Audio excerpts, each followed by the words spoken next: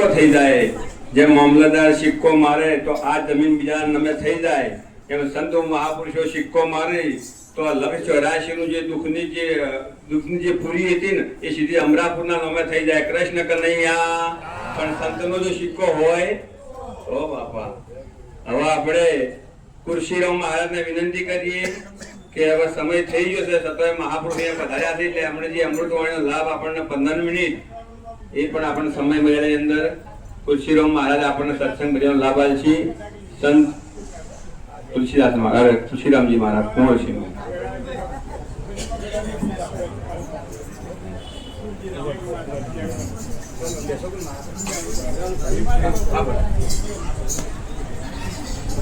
હાલો, બોલો સદગુરુ મહારાજ કી જય, ગુરુ શ્રી પઠીરામ મહારાજ કી જય, શ્રી મણિરામ મહારાજ કી જય, નિરાંત મહારાજ કી.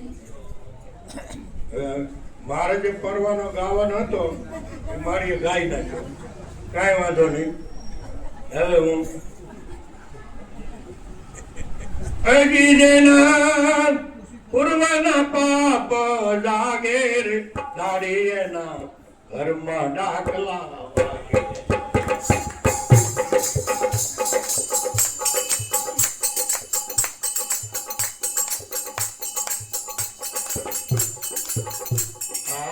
માંદા પડે ને માનતા રાખે, કરાય નહીં બોલતા. માંદા પડે ને માનતા રાખે, કરાય નહીં બોલતા. દવા કરે નહીં ધારા જોરાવે, દવા કરાવે નહીં ધારા જોરાવે, વચનમાં ધારા લાગે રે.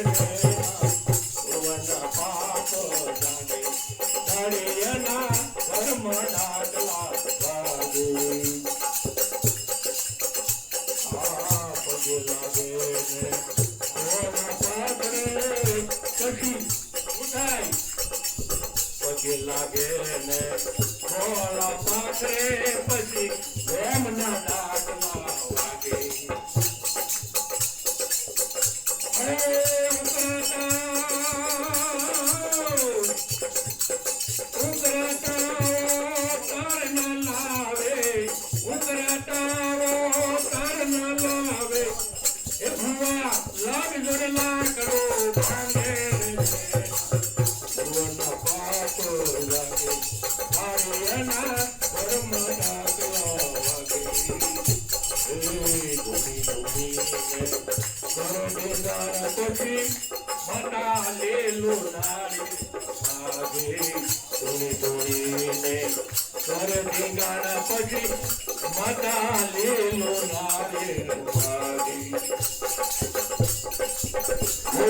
ઠંડી બધા ભેળા થઈને,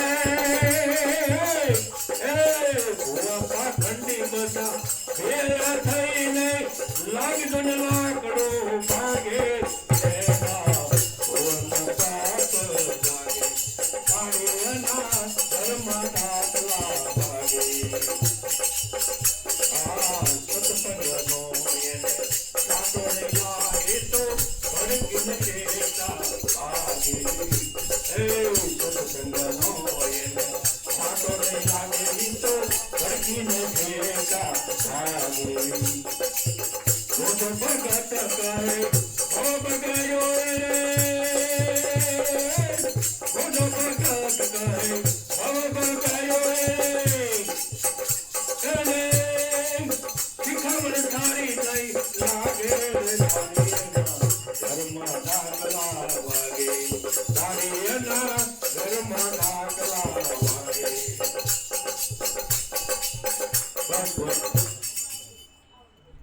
જેના પૂર્વના પાપ જાગે,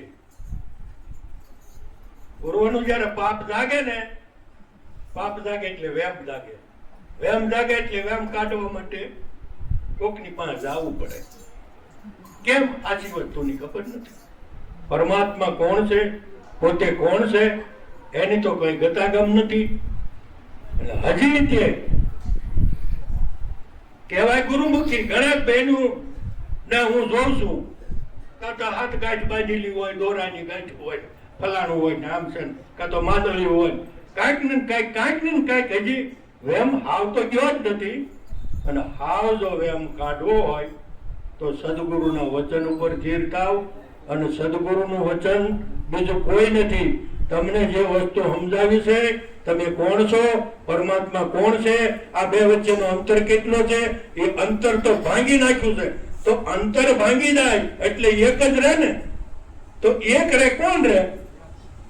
જેને વચનને જાણ્યું ઈવડો ઈ રહે, બીજો કોઈ.